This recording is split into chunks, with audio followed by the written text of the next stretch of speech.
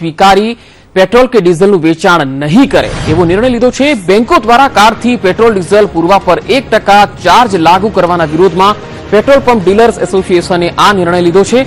બેંકો દ્વારા 1% ચાર્જ લાગુ કરવાના કારણે પેટ્રોલ પંપના માલિકો અને બેંકો વચ્ચે વિવાદ ઉભો થયો છે। આવતીકાલથી પેટ્રોલ પંપો માત્ર રોકડથી જ પેટ્રોલ ડીઝલનું વેચાણ કરશે।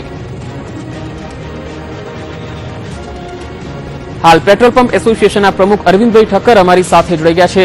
અરવિંદભાઈ, આપને પૂછવા માંગીશું કે પેટ્રોલ પંપ એસોસિએશન દ્વારા આવતીકાલથી જે નિર્ણય લેવાનો છે એ નિર્ણય શું છે?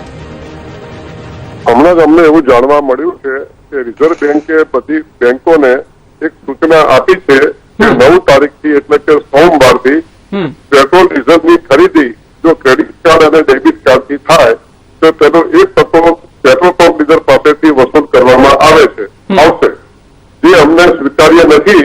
અને અત્યારે જયારે કેશલેસ પદ્ધતિને સરકાર મોટિવેશન આપી એને સફળ બનાવવાનો પ્રયત્ન કરે ત્યારે બીજી બાજુ આ લોકો 1% ચાર્જ જો વસૂલ કરે તો તે વ્યાજબી ન કહેવાય અને અમને 1% પોસાય તેવું પણ નથી, માટે અમે એનો બહિષ્કાર કર્યો છે।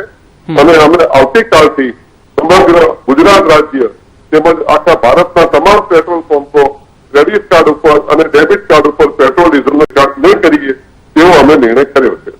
જી અરવિંદભાઈ, આપનો આભાર અમારી સાથે વાતચીત કરવા માટે।